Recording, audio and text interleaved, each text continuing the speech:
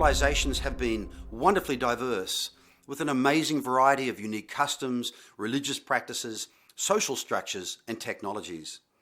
These differences are fascinating, but big history teaches us to look at the past differently, to seek out commonalities and identify patterns that unite seemingly unrelated phenomena.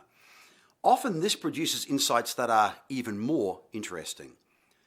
One of the most important patterns we see among agricultural civilizations is the need to expand.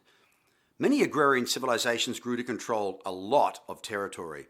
The Roman Empire at its peak controlled around 2.5 million square miles. The Persians more than 3 million square miles, and the Mongols a whopping 10 million square miles, with an empire stretching across Asia.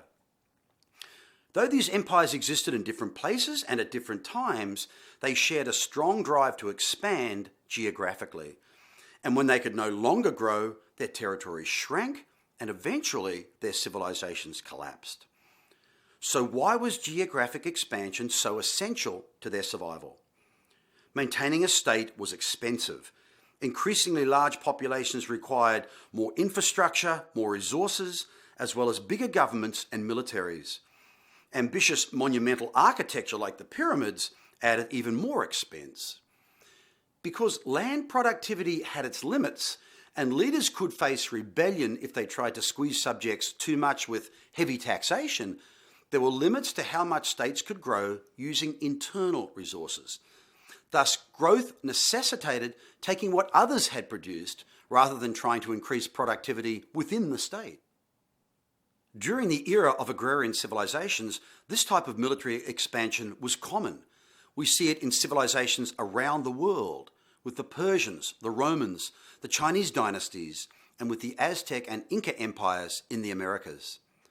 Large professional armies required food, weapons, and complex infrastructures like roads, forts, and defensive walls.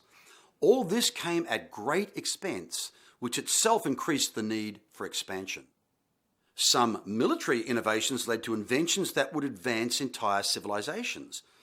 Iron is a good example. The hard metal was initially used for weapons, but once iron plows appeared, crop yields increased, and so did populations. Roads, initially designed to move armies, became important trade routes, and building techniques were refined after the construction of so many walls, forts, and watchtowers. Throughout this era, borders were constantly contested, but there was another side to the interactions that took place. Outposts and border regions often became centers for commercial and technological innovation. This was because different cultural groups connected and many non-military exchanges occurred, intensifying collective learning. We see this accelerated change very clearly in Europe, when the Roman Empire splintered into a series of small, competitive states.